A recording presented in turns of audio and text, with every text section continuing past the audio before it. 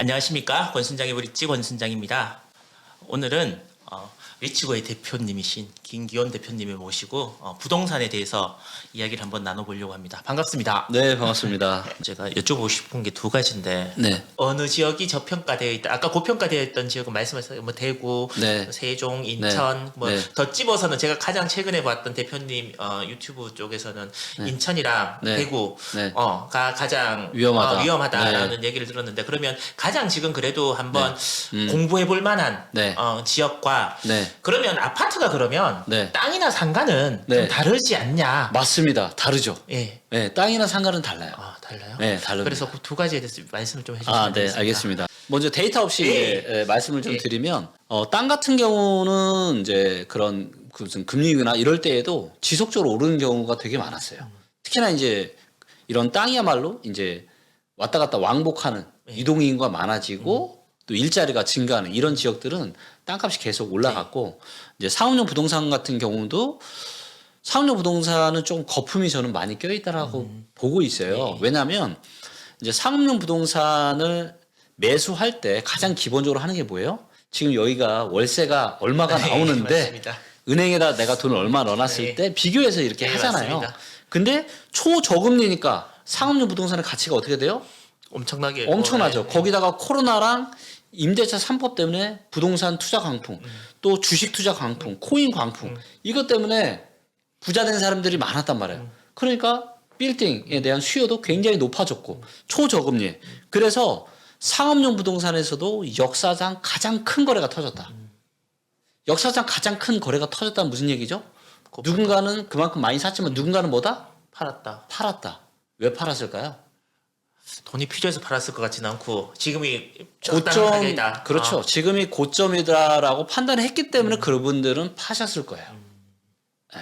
그렇기 때문에 상업용 부동산은 단기적으로 봤을 땐 지금이 좀 고점이다라고 네. 저는 보고 있고 네. 이제 앞으로 금리가 계속 인상이 되는데 그 올라가는 금리 인상 폭만큼 임대료를 올릴 수 있냐? 쉽지 않죠. 그렇죠. 요즘 네. 장사. 쉽지 않습니다. 네. 영끌에서 또 예. 그러니까 상업용보다 꼬마 빌딩도 영끌에서 사신 분들이 많아요. 대출을 많이 해주니까. 제가 그런 제안을 받아본 적도 있거든요. 네. 조금씩 내서 네. 뭐 1, 2억 정도 그럼요. 내서 네. 법인 만들어서 그렇죠. 한 10% 네. 대출 끼고 뭐 이런 그렇죠. 얘기를 많이 들었어요. 맞습니다. 그래서 이런 분들이 금리가 앞으로 급격하게 인상이 되면서 토해내는 물건들이 저는 경공매로 많이 나오게 될 거다. 그래서 한 2년, 3년, 경매까지 나오는데 꽤 오래 걸리거든요. 한 2년, 3년 후부터 저는 그때부터 상업용 부동산을 좀 줍줍하려고 생각하고 있고요. 예. 하지만 토지는 달라요. 일단 토지는 대출이 잘 돼요, 안 돼요? 땅은 대출이 잘 안 되는 걸로 알고 네. 있는데요. 땅은 상대적으로 이제 대출 비율도 그렇게 높지 그리고 않고요. 나대지 아니고서는 담보도 네. 안 잡아줍니다. 네, 맞아요. 네, 그래서 이제 토지 시장 같은 경우는 저는 여전히 유효하다. 네. 하지만 상업용 부동산, 주거용보다 고평가된 지역은 상당히 좀 지금이 좀 고점 인근이라고 저는 보고 있고요. 자, 그 다음에 이제 데이터를 가지고 그럼 지금 이제 부동산, 지금 아파트를 어디에 지금 투자하는 게 좋을지. 그것도 알려주실 수 있나요? 그럼요. 이거는 이제 이거 다 알려주시면 대표님은 뭐 갖고 장사하세요? 뭐 여러 가지가 있지만 일단은 많은 분들이 좀 데이터에 근거해서 부동산에 대한 합리적인 의사결정을 좀 할 수 있으면 좋겠어요. 그러니까 카카오톡이 처음부터 수익 구조가 있었던 건 아니잖아요. 네. 저희도 일단은 당장은 그러니까 저희 회사의 시스템을 건설사들이 쓰고 있거든요. 네. 그래서 거기서 이제 기업들한테 발생하는 매출들이 좀 있는데 개인분들한테는 그냥 무료로 일단 그렇게 해서 많은 분들이 데이터에 좀 근거한 이런 것들을 좀 정확하게 좀 할 수 있는 걸 좀 만들고 싶고요. 여기 네. 보시면 랭킹에 이제 투자 점수에 가면 이거 투자 점수가 어디가 좋은지를 다 보여줘요. 자, 지금 어디가 제일 좋죠? 경북, 경남, 세종. 그런데 점수가 좋아요, 안 좋아요? 그냥 50점 다 100점 만점에 이 정도니까 좋은 거 아닙니다. 70점 이상이어야 돼요. 그 다음 좀 더 디테일한 지역으로 들어가면 네. 어디가 1등이에요? 거제. 예. 당진 이런 데가 저기 지방에 있는 회사들은 대체로 보니까 뭐 네. 조선소가 있거나 아니면 네. 제철소가 있거나 좀 회사 네. 그러니까 그 큰 회사가 있는 지역이 그래도 상대적으로 좀 높아 보이는데. 네. 근데 꼭 그것만 있는 건 아니고요. 아니요. 자, 예를 들면 서산이 지금 10등이잖아요. 네. 서산이 10등인데 여기서 이제 투자 점수만 보면 안 되고 아까 우리가 봤던 상승임 지수라는 거 있죠. 예. 예. 이것도 보시면 서산이 이게 시흥구로 보면 여기도 보시면 거제가 있고 당진이 또 여기도 예, 있죠. 예. 예. 그다음에 서산이 여기 36등입니다. 예. 그러니까 이 정도면 막 나쁜 건 아니에요. 100, 거의 200개 가까운 시군구 중에. 그다음 이제 제가 굉장히 중요하게 보는 게 이 전세 저평가 인덱스라고 하는 거예요. 그러니까 얘는 실제 사용 가치인 전세 대비해서 매매가가 얼마나 거품이 있냐 없냐를 알 수 있는 데이터고 실제로 제가 투자할 때 아주 유용하게 쓰는 데이터입니다. 자, 얘를 보면 서산이 몇 등이에요? 전국에서 8등. 지금 10% 저평가되어 있죠. 네. 굉장히 좋은 거거든요. 자, 그러면 우리가 서산을 한번 가보죠. 도대체 서산이 뭐가 있나? 그러면 이제 서산에 관련된 여러 가지 이제 데이터들이 여기 이제 다 나오게 되어 있고요.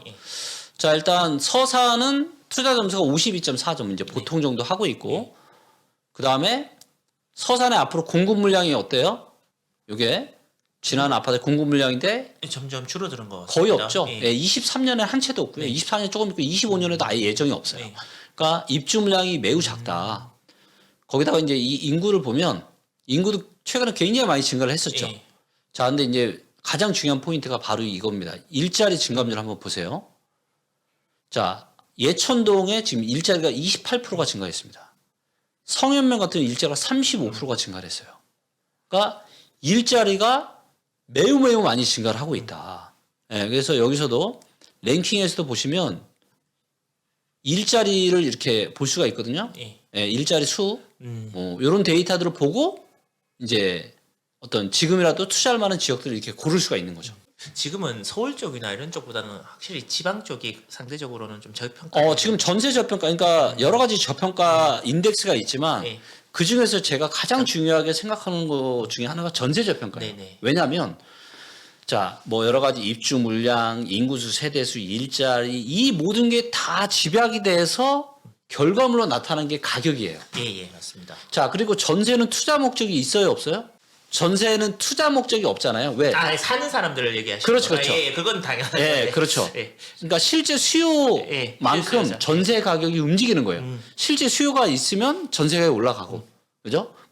물론 네. 공급 대비해서. 그래서 이 전세는 부동산의 본질적인 가치다. 왜? 투자 목적이 1도 없으니까. 그래서 전세 가격이 이만큼 올랐는데 매매 가격이 더 많이 올랐어요. 그럼 실제 수요가 움직인 것보다 매매가가 더 많이 뛰었으니까 이만큼 고평가. 예. 반대적으로 실수요가 있는 전세는 이만큼 올랐는데 매매 가격이 덜 올랐어요. 그럼 이만큼 저평가. 이 원리로 만든 게 전세 대비한 저평가 인덱스라는 겁니다. 그래서 얘가 굉장히 중요한데 서울 아파트를 한번 볼게요. 네. 자, 이제 서울에 이제 전세 저평가 지수를 선택하고 서울만 선택하면 서울만 보이는데 서울 같은 경우는 지금 상승한 지가 좀 오래됐잖아요. 네. 그래서 4년이 아니라 제가 5년으로 놓고 보겠습니다. 자, 그러면 제일 1등이 어디냐면 은평구예요. 근데 은평구가 마이너스 42% 고평가. 여기 보시면 노원구가 제일 많이 고평가 됐고요. 85%. 이거는 엄청난 거죠. 저 혹시 그러면 노원구에 지금 집 사신 분은 네. 진짜 다른 방법이 없는 거죠? 그냥 버티는 수밖에 없는 맞습니다. 너무 위험하죠. 자, 거기에 여기 보시면 일단은 여기 이제 분석해 보시면 투자 점수라고 하는 게 있어요. 여기를 들어가시면 이 투자 점수 시계열 차트를 보여주거든요. 거죠? 예. 자, 근데 여기서 시군구별로 한번 들어가 볼게요. 시군구에서 서울의 노원구를 보시면 노원구의 투자 점수의 시계열 차트입니다. 자, 그리고 얘를 클릭을 하면 KB 부동산 지수로 아파트 가격이 나오는 거예요. 예. 자, 투자 점수가 70점이 넘으면 되게 좋은 거거든요. 그때가 언제였냐면 2012년 1월 달부터 70점이 넘었어요. 그리고 계속 좋아졌고 가장 높았을 때가 2016년 7월 달 네. 상승 초입. 그리고 떨어져서 70점 밑으로 내려온 게 이제 2018년 10월 달. 예. 그러니까 이때까지는 매수가 가능한 유효한 시점이었었죠. 예. 그래서 투자 점수가 높을 때 이때 샀으면 너무 좋았겠죠. 그런데 지금 이제 45점인데 금융위기 때보다 오히려 더 투자 점수가 더 안 좋죠. 네, 그렇게 지금 나와 있네요. 예. 굉장히 지금 투자 점수가 고평가되어 있고 전세 대비 저평가 인덱스도 보시면 2002때부터 이제 상승했던 건데 이때 보세요. 이때는 플러스 값이죠, 값이. 네. 근데 계속 지금 그래서 마이너스 46.3%다. 한 7년 정도 봤을 때. 왜냐하면 상승한 지가 한 이 정도 됐으니까. 그래서 보시는 것처럼 지금 실제 사용 가치인 전세 대비해서 노원구의 아파트 매매 가격에는 거품이 너무 많이 껴 있다. 이렇게 볼 수 있죠. 그 서울의 입주 물량이 네. 어떤 분들은 아직까지 적기 때문에 네. 그래서 네. 서울의 집값은 그래도 버틸 수 네. 있다라고 얘기를 하시는 분들이 계시던데. 오, 맞는 얘기입니다. 근데 이제 문제는 뭐냐면 사람도 성격 데이터를 쪼갤 수 있죠. 네, 예, 그렇죠. 사람도 뭐 성격, 뭐 능력, MBTI 뭐 체력, 이런 거, 예. 능력, 뭐 인성 다 만약에 성격만 보고 결혼을 하면 무슨 일이 생기죠? 이제 먹고 살기 힘들어지죠. 그럴 수 있죠. 똑같은 거예요. 많은 확률로 그렇습니다. 자, 맞습니다. 그렇죠. 그러면 입주 물량 데이터 부동산에 미치는 영향이 데이터가 얼마나 많은데 입주 물량 하나 가지고 자, 이게 뭐랑 똑같냐면 한번 보세요. 제가 경기도를 클릭을 해볼게요. 자, 경기도가 지난 20년 동안 입주 물량이 가장 작았을 때가 언제냐면 이때예요. 11, 12, 13. 이때 입주 물량이 제일 작았죠. 예, 예. 자, 그럼 입주 물량이 작으니까 경기도의 아파트 가격이 이때 폭등했어야죠. 그렇죠. 근데 어떻게 됐어요? 저때 대세 하락장이 왔습니다. 안 좋았을 것 같아요. 입주 물량이 가장 작을 때 대세 하락장이 왔어요. 그 자, 앞에 공급이 많아갖고 뒤에 영향을 미친 건 아닌가요? 아닙니다. 자, 이때도 공급 많았나요? 아니잖아요. 자, 그리고 2017, 18, 19년에 무슨 얘기가 있었어요? 자, 2017, 18, 19년에 부동산 전문가분들의 80%가 무슨 얘기했죠? 수도권 입주 폭탄. 정부가 파리 대책을 하면서 본격적으로 규제를 시작하니까 수도권 아파트 가격이 더 이상 못 오른다라고 전문가의 80%가 응답을 했습니다. 그때 대표님 뭐라 그러셨어요? 저는 올라간다 그랬죠. 제 첫 번째 책이 2018년 2월 달에 출간이 됐거든요. 모든 데이터가 다 좋은 지역 중이 딱 3개를 제가 꼽았는데 그 중에 하나가 서울이었습니다. 자, 그런데 입주 물량이 많아서 못 올라간다고 했는데 실제로는 어떻게 됐어요? 집값이 많이 올랐습니다. 올라갔죠. 네. 자, 그 이야기는 무슨 얘기다? 입주 물량이 굉장히 중요한 데이터긴 하지만 입주 물량보다 더 많은 영향을 미치는 데이터가 있다 없다? 있다. 있다. 그렇기 때문에 그러한 입주 폭탄에도 가격이 그렇게 그러면 그 데이터가 한 개가 아니고 여러 가지가 복합적으로 영향이 미친다는 맞습니다. 그래서 여러 가지를 좀 같이 보시고 의사결정하시면 좋을 것 같고요. 그래서 입주 물량과 반대 현상도 일어날 수 있다. 자, 그리고 수도권은 다 생활권이 연결이 되어 있죠. 예. 그렇습니다. 그래서 수도권 전체적으로 봐야 돼요. 서울에서 인천 출퇴근 가능하죠. 예. 물론 평택, 이천 이런 데는 좀 힘들어요. 힘듭니다. 예. 그래서 거기는 또 사이클이 달라요. 자, 그래서 양평에서 출퇴근하신 분도 계십니다. 예, 곽독이라고. 있죠. 예. 예, 있습니다. 예, 있죠. 아주 좀 특이하신 분들. 예. 자, 여기 보시면 자, 그래서 수도권은 서울 입주 물량만 보면 안 되고 수도권을 같이 봐야 되는데 데이터를 보시면 수도권은 입주 물량이 제일 작았을 때가 11, 12, 13이에요. 물론 14년도 이때 근데 대세 하락장 왔어요, 안 왔어요? 왔죠. 예. 그리고 입주 물량 이렇게 말 대세 폭등장 왔죠. 예, 예. 자, 지금 아파트 입주 물량 적다고 하는데 수도권이 적어요, 진짜? 아니, 22, 그냥, 예. 23. 안 작죠? 예. 지난 20년의 평균치 정도 돼요. 절대로 입주 물량이 작지 않다. 수도권 전체가. 그렇기 때문에 입주 물량이 작으니까 자, 이거는 뭐냐? 서울만 본 거예요. 자, 보세요. 자, 서울은 작아요, 안 작아요? 작죠? 작아요. 예. 그러니까 이것만 놓고 보면 맞아. 그분들 말이. 근데 이거는 뭐다? 그 사람의 성격 중에서도 특정 부분 성격만 딱 가지고 이 사람 무조건 성공할 거야. 이 사람이랑 결혼하면 행복할 거야라고 얘기하는 것과 똑같다라는 거죠. 폭락이 왔다가 네. 그러니까 집값이 대세적으로 하락을 했다가 네. 오를 때는 네. 그래도 대장이 제일 많이 오르더라. 오, 가파르게. 맞습니다. 네. 그래서 서울의 강남에 집을 사야 된다. 서울에 네. 집을 사야 된다. 네. 어차피 만약에 떨어진다 하더라도 이빨 깨물고 버티면 네. 결국은 더 많이 오를 것이다. 네. 어떻게? 맞습니다. 그 얘기도 맞는 얘기인데요. 근데 그거는 그런 얘기 하신 분들은 예. 대세 하락장을 겪어보지 못했기 때문에. 자, 예를 들어 주식도 마찬가지입니다. 자, 주식도 삼성전자 그냥 몇십 년 동안 들고 있었으면 돼요라고 말은 쉽게 할 수 있지만 내 전 재산이 거기 다 들어가 있는데 그걸 견딜 수 있습니까? 못 견뎌요. 그래서 대부분의 분들은 뭐냐? 하락이 초입이 아니라 하락의 끝바지에 다 팔아요. 주식도 그렇고 부동산도 네. 그렇고.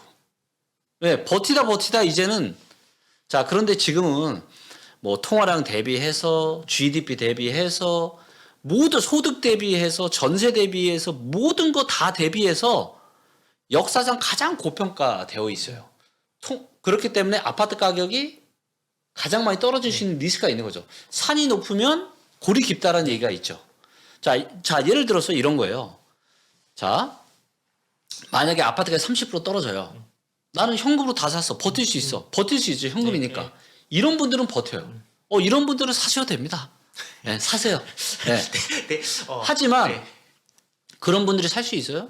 못 사요. 이미 다주택자에 대한 세금 부담이 많기 때문에 지금은 어떤 분들만 있느냐. 무서워서 못 사고 돈 없어서 못 사고 한마디로 서민들만 있단 말이에요. 근데 이런 분들한테 지금이라도 이렇게 고평가된 순간에 지금이라도 서울 아파트 사라는 거는 진짜 이거는 말이 안 돼. 만약에 저는 그래요. 본인이 살 수 있어. 본인이 살 수 있다라면 괜찮아요. 틀릴 수도 있으니까 누구나 다. 내가 살 수 있는데 사라고 하는 건 괜찮아. 근데 나는 사지 못하면서 나는 무서워서 못 사면서 뭐 이런저런 이유들로 서울 아파트 아직도 더 올라간다고 사는 거는 이건 정말 아닌 것 같습니다. 대표님의 말씀을 제가 이렇게 데이터를 보고 하니까 네. 납득이 가고 이해가 되거든요. 네. 그럼에도 불구하고 네. 대한민국의 부동산 상승론자가 거의 대부분인 이유는 맞습니다. 그건 왜 그렇습니까? 그거는 왜 그러냐면요. 아까도 제가 통화량을 보여드렸지만 이 통화량이 꾸준하게 상승을 하잖아요. 그렇기 때문에 부동산 가격이 꾸준하게 올라간다. 그리고 뭐냐면 대부분의 사람들이 이런 데이터를 만들 수 있어요? 없어요? 못 만들어요. 통화량 대비한 저평가 인덱스 이런 거는 저희 리치고 팀에서만 왜 제가 너무 궁금하니까 시중에 통화량 많이 풀렸고 부동산 더 올라가 너무 궁금한 거예요. 그럼 측정을 해봐야지. 그래서 제가 직접 이런 데이터들을 만들었고 그래서 대부분의 전문가분들은 너무 전문적이시고 좋은 분들 너무 많아요. 저는 사실 어떻게 보면 저는 부동산 전문가는 아니에요. 저는 부동산 빅데이터 전문가지 부동산 저는 투자 경험도 엄청나게 많은 건 아니고 하지만 과학적인 이런 데이터들로 여러 가지 우리가 주식으로 따지면 PBR도 보고 PSR도 보고 여러 가지 보고 하듯이 근데 지금은 너무 고평가되었고 그래서 우리가 한 십몇 년마다 한 번씩 이런 큰 또 하락 파동이 오거든요. 근데 올지 안 올지는 그 누구도 알 수 없죠. 하지만 지금은 분명한 건 뭐냐 진짜 저는 머리 꼭대기에 있다고 봅니다. 지금 부동산 가격이 그래서 앞으로는 떨어질 가능성이 많기 때문에 지금 하지만 또 나중에 또 올라가긴 할 거예요. 네. 하지만 당장 한 4, 5년 정도는 4, 5년. 예, 4, 5년. 예, 최소. 그것도 최소 제가 보기에는 최소 4, 5년 정도는 꾸준하게 하락이 될 가능성이 상당히 높기 때문에 지금 부동산에 대한 의사결정을 섣불리 매수. 물론 이제 지역마다 다 달라요. 네, 그거는 제가 처음부터 말씀드렸지만 지역은 전반적으로는 큰 틀에서는 그렇다. 네. 이런 거죠. 종합주가지수는 내리지만 요즘 사료주가 막 오르거든요. 네. 사료주는 뭐 폭등을 하듯 그렇죠. 우리 동네는 이제 네. 호재 때문에 오를 수 있는 건데. 네, 맞습니다. 그러면 이제 부동산 전문가라고 보통 일반적으로 저희들이 알 수 있는 분들이 요즘 거의 유튜브 채널로 많이 보거든요. 네. 그러면 네. 오를까 내릴까? 네. 를 맞추시는 분들이 정말 전문가인가요? 아니면 네. 야, 나 부동산 투자해서 네. 원래는 300만 원으로 지금 네. 50억, 60억 됐어. 네. 라고 하는 분들이 계속 유튜브 채널을 이제 제가 말씀드릴게요. 앞으로 2년, 3년 뒤에도 예. 그때도 괜찮으신 분들이 고수예요. 아. 그러니까 뭐냐면 지금까지는 사상 초유의 폭등장이 왔습니다. 코로나랑 임대차 3법. 그래서 돈 보신 분들이 너무 많아. 그러니까 항상 주식도 그렇고 부동산도 그렇고요. 고점 인근에서는 다 고수야. 워렌 버핏이 그런 얘기 했죠. 예. 수영장에 물이 빠져야. 그렇죠. 예. 예, 수영장에 물이 좀 빠져봐야. 근데 빠른 건 모르겠지만 빠르면 1년. 아무리 해도 2, 3년 안에는 수영장에 물이 많이 빠질 거고 그때 누가 진짜 전문가인지 아닌지는 그때 드러나게 될 거다. 이런 말씀하고 다니시면 네. 그 부동산 쪽에 계시는 분들이 별로 좋아하시진 않으시겠다 맞죠? 그럴 수 있죠. 네. 예, 근데 저는 그렇게 생각해요. 뭐냐면, 저 역시도 부동산에 대한 어떤 해답에 가까운 걸 찾기 위해서 수없이 많이 고민했고, 공부했고, 저도 투자에 대해 아픈 기억들이 있어요. 그래서 이게 이런 의사결정을 신중하게 잘하는 게 얼마나 한 사람의 인생을 좌지우지하는지를 저는 알아요. 그렇기 때문에 그리고 그런 노력들을 통해서 데이터를 가지고 제가 부동산 시장을 분석하고 저도 한 20채 가까이 제가 투자도 해보고 네. 그러면서 저는 이 원리를 깨달은 거예요. 근데 지금은 여러 가지 데이터가 너무 위험하다고 이야기를 하고 있고 그래서 혹시라도 과거에 저처럼 뭔가 섣부르게 잘못된 이런 투자 의사결정을 했다가 이런 의사결정 고점에서 잘못하잖아요. 인생이 5년, 10년 뒤로 빠꾸요. 길게는 20년씩 빠꾸 합니다. 근데 이런 일이 생기는 게 너무 안타깝기 때문에 제가 이제 좀 이런 얘기를 어떻게 보면 되게 용기 있게 하는 거 사실 제가 굳이 이런 얘기 어떻게 보면 할 필요가 없어요. 이게 네. 유튜브 채널을 제가 이제 많이 보고 또 네. 대표님을 만나기 위해서 이제 네. 댓글도 많이 보면 있죠. 아유 뭐 그런 거 같으면 네. 왜 나와서 그러냐. 맞아요. 그냥 네. 혼자 부자 되면 되지. 맞습니다. 저도 진짜 고민 많이 해요. 예, 갈등 많이 했습니다. 아니 내가 리치고 이렇게 만들어서 나도 성공적인 투자했고 돈도 벌었고 더 많이 벌 수 있고 내가 굳이 뭐하러 내 이런 노하우를 까서 욕먹어가면서 할 이유가 없잖아요. 네. 그러니까 그래서 이제 그다음 나오는 얘기죠. 아 무언가 분명히 네. 뭐 이걸로 해서 네. 돈을 벌려고 그런 목적이 아니냐. 돈은 사실 그렇게 크지 않은 것 같아요. 돈은 음식이랑 똑같잖아요. 내가 배고프면 돈이라는 음식만큼 중요한 게 없지만 배가 차잖아요. 어느 정도 차잖아요. 이 돈이라는 음식이 나한테 주는 행복이 그렇게 많지 않습니다. 제가 대표님을 오늘 처음 뵙기 때문에 뭐 네. 100% 안다 이런 건 아니지만 말씀하신 부분의 취지를 제가 어느 정도 공감을 하는 게 네. 저보고 이제 제 주변 사람들이 이제 먹고 살만하니까 유튜버 됐다 이렇게 얘기를 하시는 분이 있으면 저는 유튜버 아니라고 그렇게 네. 얘기를 하거든요. 네. 어떤 의사결정을 제가 내렸었냐면 네. 제가 이제 이름을 맡겼잖아요. 아, 돈이라는 네. 걸 큰 돈을 제 나름대로는 큰 돈 네. 이제 맡겼는데 만날 때는 만나는 그러니까 처음에 돈 만날 때 사인할 때는 만나고 네. 그다음에 만날 일이 없는 거예요. 아, 그렇죠. 보통 여러분들 안 그러시고 그러니까 이거 좀 뭔가 이상한데 큰 돈을 맡겼는데 맞아요. 그럼 자주 만나 뵐 수 있는 방법이 없을까 이런 것들을 고민하다가 아. 같이 밥도 먹고 이야기를 나누다 보니 유튜브 채널을 하면서 네. 돈을 맡긴 사람 입장에서 아. 계속해서 만나면서 이 사람이 처음에는 돈은 네. 이렇게 하는 거예요. 그리고 안전하게 하세요. 그러는데 네. 만나다 보면 또 사람이 변할 수 있잖아요. 그렇죠. 그럼 제가 제 돈을 맡긴 입장에서 네. 보고 그렇게 사람이 변해가면 아.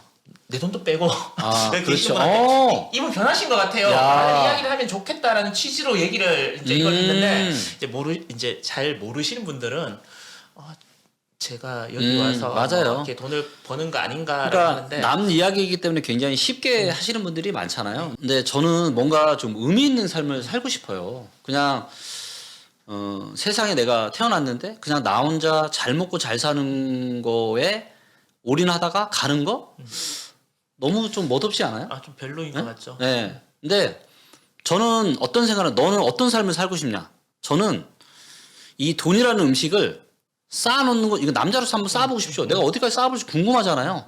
하지만 근데 이거를 내 계속 쌓는 게임보다는 이 돈이라는 음식을 같이 나눠 먹을 수 있는 그런 좋은 사람들이 많은 삶이 저는 훨씬 행복한 인생이다. 혹시 뭐 외람되지 않으면 왜 그런 생각을 하게 되지 계기가 있으신지를 여쭤보고 싶습니다. 그러니까 저도 이제 제 나름대로 굉장히 시행착오도 저도 정말 많이 겪어봤고 뭐 주식 투자의 실패 여러 가지 이런 시행착오를 되게 많이 겪어봤어요. 그리고 인생을 잘 살아보고 싶어서 정말 엄청난 책을 많이 읽었습니다. 제가 1년에 책을 한 100권, 운동은 200회 이상 이거를 제가 한 7, 8년 이상 계속 해오고 있거든요. 그러면서 정말 인생을 어떻게 살아야 되겠다라는 이런 고민들을 너무 많이 했었고요. 그래서 저는 항상 제가 중요한 순간에 저한테 물어봅니다. 너가 내일 죽는데 이 선택이 좋아? 이 선택이 좋아? 그리고 또 뭐가 있냐면 제가 젊었을 때는 쉽고 빠른 결정을 했어요. 이 길은 쉬워. 이 길은 어려워. 어려운 거 싫어. 짜증나. 내가 왜 어려운 길. 근데 인생을 살아보니 쉽고 빠른 길에 항상 함정이 있더라고요. 그래서 선택을 할 때마다 항상 하기 어려운 내가 본능적으로 하기 어려운 선택이 있죠. 이거를 하려고 꾸준하게 노력을 해오다 보니까 점점 인생이 좋아지는 거예요. 제가 좀 피키하거든요, 사람한테. 그러니까 아무나나 이렇게 쉽게 친해지는 스타일이 아니에요. 안 되더라고요, 그런 게 체질적으로. 하지만 내가 정말 좋은 사람이다라는 그런 게 들으면, 그러니까 우리가 그런 얘기 하죠. 인연 맺기 전에 두 눈 크게 뜨고 보고, 네. 2년 맺고 나서 한쪽 눈 감고 살고 저는 진짜 그러고 살고 싶어요. 그리고 다 부족한 사람이기 때문에 어느 정도 들어오면 그냥 봐주면서 살자. 하지만 이런 분들하고 나도 잘 되고 남도 잘 되고 이런 세상이 얼마나 좋아요. 이게 참 원초적인 질문인데 네. 보통 부동산을 갖지 않거나 아니면 네. 부동산으로 벼락부자가 많이 되니까 네. 시샘일 수도 있고 아니면 진짜 상대적 박탈감일 수도 있는데 네. 부동산으로 말 그대로 움직이지 않는 동산으로 네. 아무 가치 재화를 생산해내지 않는 이 부동산으로 많은 돈을 번다는 게 네. 과연 이게 전체 대한민국으로 봤을 때 큰 의미가 있느냐? 뭐 라고 물론 자본주의에서 참 이런 얘기를 하는 게 그런데 그렇게 얘기하시는 분들 부동산 투자해서 돈 버는 걸 막 나와서 저 이제 부동산 투자해서 이만큼 돈 벌었어요. 그게 큰 자랑거리가 되느냐. 뭐 네. 회사를 하나 차려갖고 그걸로 뭐 임금을 주고 뭐 이렇게 네. 하는 것하고는 네. 좀 다르지 않느냐 본질적으로. 맞습니다. 다르죠. 이건 비단 대한민국의 문제는 아닌 것 예. 같고요. 이제 전 세계적으로 이제 어떤 주택에 대한 문제는 굉장히 심각한 것 같고, 그래서 이제 정부나 기업이나 개인이나 부동산 관련 의사 주체들이 그래서 저는 데이터가 필요하다고 봐요. 예를 들면 오를 때 너무 오르지 못하게 공급을 좀 집중시켜 줄 필요가 있고, 거품이 생겼을 때 내리게 됐을 때 혹시라도 깊은 하락이 오지 않도록 조절한 적절한 이런 수요와 공급을 이것들을 할 수가 있어요. 그래서 그런 세상이 오게 될 거라고 저는 믿고 있고, 그런 세상이 오게 되는데 데이터가 어느 정도 저는 충분히 기여를 할 수 있을 거라고 보고 있고요. 그래서 많은 분들의 어떤 이런 주거 안정에 데이터가 좀 도움이 됐으면 좋겠다, 이런 마음이 제가 사업을 하는데 결심을 하게 된 몇 가지 요소 중에 하나가 됐습니다. 그러면 지금 이제 정권이 바뀌면서 네. 대출이나 이런 것들을 네. 뭐 LTV, DTI, 그럼 뭐 DSR까지 네. 다 어려운 용어입니다만은 맞습니다. 어쨌든 돈을 이렇게 좀 지금보다 더 많이 풀어주면 네. 부동산 어차피 돈이 아까는 돈이 줄어들어서 이제 부동산이 떨어질 건데 대출을 못해서 집을 못 사는 사람들도 있으니 네. 대출을 풀어주면 그 사람들이 집을 사서 집값이 또 오를 것이다. 그럴 수 있죠. 항상 그럴 수는 있지만 결과는 그럴 수 있는데 이제 그거를 당연히 정부도 알고 있겠죠. 네. 지금 가계대출 문제가 얼마나 심각한지 알고 있을 거고요. 그리고 이미 개인들이 호주머니가 너무 빡빡해지고 있어요. 네, 그래서 이미 무서워서 못 사시는 분들이 많고, 물론 이제 거기에 아예 뭐 이런 수요가 증가하는데 아예 도움이 안 되는 건 아니겠죠. 그것 때문에 사시는 분들도 있겠지만 대세 자체를 바꿀 수 있을 정도는 절대 못 된다. 최근에 지금 이제 부동산 시장이 다시 좋아진다 이런 말씀 하시잖아요. 예. 제가 이것도 데이터로 제가 명확하게 한번 보여드릴게요. 서울을 한번 가서 보시면 서울 여기 이제 거래를 보시면 요게 이제 서울의 아파트 거래량이에요. 거래량 조금 늘었죠 지금. 예. 한번 1년만 볼게요. 거래량이 조금 늘었어요. 많이 늘었다 그럽니다. 저런 지표 보면 이제 상승론자들은 그러니까요. 자, 그런데 요 파란색 선이 뭐냐면 서울의 아파트를 팔려고 내놓으신 분들의 숫자예요. 어떻게 되고 있어요? 점점 늘어나고 있는. 계속 늘고 있죠. 자, 그래 중요한 건 뭐냐면 내놓은 매물 대비해서 거래되는 게 중요하겠죠. 네. 근데 지금 어때요? 이걸 한 3년으로 볼게요. 거래량 이럴 때가 이제 많은 건데 지금 거래량은 거의 느는 건 거의 없는데 매물은 기하급수적으로 늘고 있다. 예, 물론 좀 더 디테일하게 들어가면 이제 강남 이제 이런 지역은 여기 이제 강남구 한번 보시면 강남구도 좀 매물이 늘어나고 있네요. 네. 좀 줄어들다가 다시 강남도 매물이 좀 늘어나고 있습니다. 그래서 강남 좀 줄어들 줄 알았는데 이러면 안 되는데. 네, 워낙 이제 좋다고 하시는 분이 많으니까 제가 한번 봤는데 서초구도 한번 볼까요?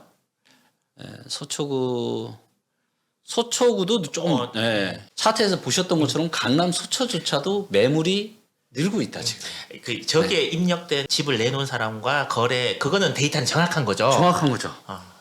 그 다음에 뭐 안에 알고리즘이나 이런 것까지는 저희들이 어떻게 알 방법은 없습니다. 일단 기본적으로 저희들이 눈에 보이는 데이터로 봤을 때는 네. 매물을 내놓는 사람은 많아지고 네. 집을 살려는 사람이 점점 더 줄어드는 네. 그런 데이터. 그러니까 이게 만약에 지금의 이제 이 현상이 진짜 부동산 시장이 좋아지는 거다. 그러면 팔려고 하는 사람이 어떻게 돼요? 팔려고 하는 사람들 왜 팝니까? 안 팔죠. 왜 오는데 왜 팔겠어요? 그렇죠. 근데 집을 갖고 있다는 얘기는 뭐냐면 이분들은 한참 전에 산 거야. 한참 전에 사신 거는 고수예요, 하수예요? 그분 고수일 가능성이 많죠. 근데 이분들이 지금 집을 팔려고 하시는 분들이 계속 많아지고 있다라는 거예요. 혹시 서울에 그 재산세 많이 나왔고 6월 1일 전에 팔아갖고 재산세 안 내려고 그런 건 아닐까요? 맞습니다. 네, 그런 영향도 틀림없이 있을 거예요. 부동산을 데이터로 보면서 되게 많이 이제 느낀데 최근에 부동산을 네. 남들이 다 내린다 그럴 때도 네. 뭐 오른다. 네. 그리고 자기가 작년엔 틀렸다. 네.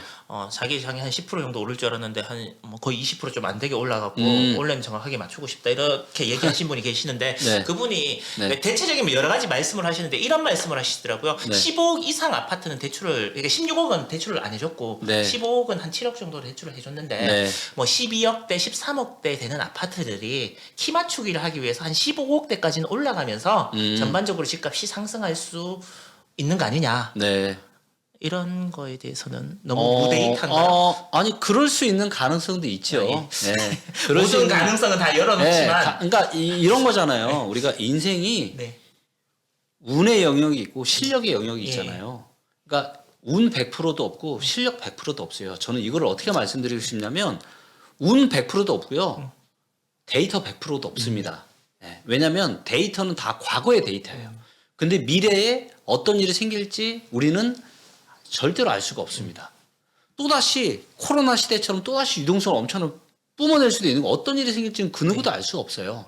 하지만 데이터가 있으면 데이터를 등대 삼아서 이 운의 영역을 조금이라도 실력의 영역에 더 올리는 데 많은 도움이 되겠죠. 네. 예, 그게 이제 저는 데이터가 가진 굉장히 중요한 거라고 보고 있고요. 당연히 이제 그분도 굉장한 엄청난 고수이시고 말씀하신 게 저는 충분히 논리적인 부분들이 있다라고 봐요. 네. 그래서 하지만 그러기에는 그러니까 원래는 10% 오르는 게 맞았는데 왜 20%가 올랐겠어요? 코로나라고 하는 유동성, 임대차 3법 초저금 이것 때문에 그렇게 된 거 아니에요. 근데 이제는 반대 상황이 벌어지잖아 이제. 유동성 지금 축소하고 금리는 엄청 올리고 완전 반대 상황이 일어나고 있다고요. 그렇기 때문에 그런 얘기 플러스 제 얘기가 제가 정말 다시 한번 말씀드리고 싶은 게 데이터라고 해서 100% 정답은 아니다. 항상 틀릴 수 있다라고 저도 생각을 하고 있고요. 그리고 저는 절대 대세 하락론자 저도 여전히 아파트가 여전히 몇 개 있고요. 예, 절대 대세 하락론자는 아닙니다. 하지만 여러 가지 데이터들이 이야기하고 있는 건 너무너무 위험하다. 그리고 이게 저는 점점 맞아 떨어져 가고 있다. 왜? 거래량이 작아도 너무너무 작아요. 그렇기 때문에 시장은 제가 제 두 번째 책이 21년 1월 달에 출간이 됐거든요. 그 책에 제가 뭐라 그랬냐. 21년 하반기와 22년 상반기 어느 즈음에 고평가된 지역에 변곡점이 올 거다라고 얘기했고 21년 10월 달에 제 블로그에 글을 올렸어요. 그 변곡점이 드디어 찾아왔다. 10월 9일 날 제가 정확하게 글을 올렸고요. 그리고 요번에 출간된 책에서는 이러한 이제는 지금은 뭐냐 하락 변곡점. 그래서 하락과 상승이 싸우는 거예요. 네. 2014년이 상승 변곡점인데 그 전에 계속 하락만 했잖아요. 그러니까 그때도 뭐 계속 내려간다 이런 말들 많았지만 시장은 신압으로 계속 좋아져서 15년부터 본격적인 대상승장이 왔거든요. 네. 근데 이번에는 정반대. 하락 변곡점이 정반대 하락 변곡점. 그래서 상승과 하락이 이렇게 치열하게 싸우고 있다. 근데 이 에너지가 무게추가 서서히 지금 하락 쪽으로 기울어져 가고 있고 금리 인상이 빅스텝이 찾아오는 5월. 그래서 저는 올해 한 가을 늦어도 내년 초중반서부터는 본격적인 대세 하락장이 이제 시작이 되고 이제 상승을 이야기하시는 분들도 아마도 그때 가서는 좀 다른 이야기를 하실 수 있지 않을까 그렇게 생각합니다. 지금은 뭐 대체적으로 보면 집을 사실 분들은 미뤄서 전세를 사시거나 네. 뭐 전원세를 살고 네. 계시다가 네. 뭐 2년에서 4년 정도 후에 네. 집값 바닥이 어느 정도 뭐 바닥에서는 못 사겠지만 뭐 무릎 네. 아니면 뭐 그 정도쯤에 그럼요. 그때 사는 게 맞다. 맞습니다. 그러면 안 사신 분들은 그런데 네. 가지고 계신 분들은 별다른 대책이 지금 없는 거는 이제 고민을 해보셔야죠. 자, 내가 가지고 있는데 한 20% 30% 떨어져요. 상상을 해보는 거죠. 괜찮아. 나 떨어져도 아무 이상. 그럼 갖고 계시는 거고. 근데 만약에 나는 영끌에서 샀고 20% 30% 떨어지면 큰일 나. 그러면 이제 진지하게 고민을 해보셔야 되는 거죠. 그래서 저는 개인적으로 어떤 선택을 했냐? 데이터로 가늠을 하지만 어떻게 될지 알 수 없기 때문에 상대적으로 저평가된 지방에 부동산을 들고 있자. 자, 그러면 뭐예요? 서울이 계속 올라가. 그럼 지방 저평가 더 올라가겠죠. 서울이 안 좋아져. 얘는 올라가거나 떨어져도 덜 떨어지겠죠. 저평가되어 있고 여러 가지 위험 요인이 없으니까. 그래서 이래도 좋고 저래도 좋고. 그러니까 뭐냐면 제가 여러분들한테 재테크 관련해서 정말 말씀드리고 싶은 것 중에 하나가 뭐냐면 사람들은 부채도사를 원하는 것 같아요. 왼쪽 올라가냐 떨어지냐. 이거를 그 누구도 알아맞힐 수 없어요. 아무리 뭐 떠들어도 이거를 어쩌다 맞출 수 있어. 근데 계속 알아맞힌 사람은 전 단 한 명도 못 봤습니다. 혹시 보셨어요? 아니 저도 못 봤습니다. 봤죠. 예. 하지만 그렇다고 우리가 예측 안 해요. 예상 다 하죠. 그래서 그 예상을 하되 리스크 요인이 많아서 예를 들면 위험해. 그러면 거기에 대비를 하되 반대 상황이 펼쳐져도 내가 이상이 없어야 돼요. 해지도 그렇죠. 예. 네, 맞습니다. 그래서 자산 배분이 저는 너무너무 중요하다. 그 자산 배분에 대표님은 이제는 주식은 안 하시고 다 부동산만 가지고 계시는 겁니다. 제가 모든 투자를 할 때 저는 이제 어떤 마음으로 어렸을 때는 투자를 너무 쉽게 했던 것 같아요. 혹시 그 포카 혹시 좋아합니다. 저. 칠 줄 아세요? 자, 포카에서 어떤 지붕 밑에서 제일 재밌는 게 그거라는 걸 네. 확신하고 있습니다. 그렇죠. 네. 자, 어떤 사람이 돈을 가장 많이 잃죠? 예? 베팅을 가장 자주 하는 사람. 그러니까 죽을 때 죽어야 되거든요. 아 맞습니다. 멈출 때 멈춰야 됩니다. 근데 보면 시도 때도 없이 베팅을. 저 같은 사람. 근데 저도 어렸을 때 그랬어요. 어렸을 때 뭐 막 누가 좀만 야 이거 좋아. 아 그래? 뭐 약간 이런 거였죠. 뭐 돈이 죽지, 뭐 자존심, 뭐 이렇게 친구들이랑 네. 있으니까. 네, 네, 네. 그리고 이러면 뭐 통닭 한 마리 튀겨 먹으면 되지. 네, 뭐 그렇죠. 이런 마음으로. 네. 근데 이제 지금은 어떤 마음으로 하냐? 지금은 이게 주식이 됐건 부동산이 됐건 어떤 투자가 됐건 내가 이 투자를 했을 때 이 지금 투자하는 게 10년에 한 번 정도 있을까 말까한 기회인지 아닌지를 꼭 생각을 합니다. 작은 베팅은 그냥 해요. 네. 작은 베팅은. 근데 작은 베팅이 아니라 큰 베팅. 내 인생을 좌지우지할 수 있는 큰 베팅은 저는 베팅을 하기 전에 항상 물어봅니다. 야, 지금 이 기회가 정말로 10년 만에 한 번 정도 있을까 말까한 절호의 기회야? 물어보고 아니면 저는 안 해요. 네. 굳이 그런 리스크에 나를 던져놓을 필요가 없잖아요.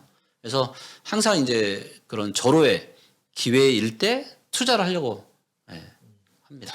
그러면 제 오늘 마지막 질문인데 네. 앞으로 부동산을 네. 지금 이제 투자의 자산으로 보고 공부를 하시는 분들은 네. 뭐 유튜브 채널도 좋고 뭐 다 좋습니다만은 어떤 식으로부터 이제 마음가짐부터 네. 어떤 식으로 공부를 해 나가는 게 네. 아까 말씀드렸듯이 10년에 한 번 정도의 기회를 잡을 수 있는 확률을 높일 수 있을까요? 일단 투자의 역사를 좀 공부를 하셨으면 좋겠고요. 네, 투기의 역사. 투기의 역사. 네. 튤립부터 예, 시작하나요? 그렇죠. 이게 항상 사이클이 있잖아요. 예. 그리고 항상 투자의 대가들이 이야기하는 게 있잖아요. 모든 사람들이 살려고 할 때 나는 팔고, 모든 사람들이 공포에 빠져서 팔려고 할 때 사라. 그래서 다른 데이터 다 볼 것도 없고요. 내 주변에 재테크에 관심 없는 평범한 사람들만 보시면 돼요. 자, 이분들이 집을 못 사서 안달이다. 안절부절 못해. 그러면 뭔가 고점의 위험 신호가 있는 거고요. 내 평범한 분들이 내가 지금 집을 사려고 했더니 너 미쳤어? 왜 지금 집을 사려고 그래? 이러면 뭔가 바닥에 가까워지고 있는 신호다라고 보시면 될 것 같고요.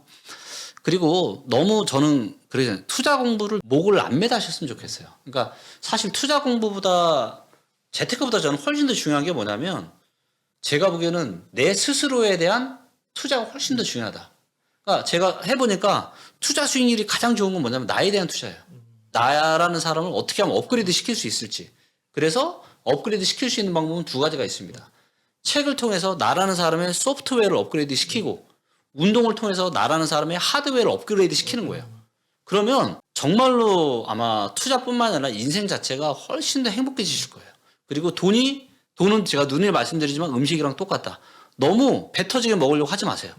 음식은 배 안 터지지만 그 돈은 배 터지게 먹기가 진짜 배 터지더라고요. 맞아요. 주변에 배 터진 사람들 제가 좀 봤거든요. 네, 맞습니다. 앞으로 한 1, 2년 내에 배 터지시는 분들이 꽤 좀 많이 나오지 않을까 싶습니다. 혹시 운동을 하시면 네. 3대장이라 그러지 않습니까? 네. 벤치프레스, 네. 데드리프트, 네. 500 넘으시나요?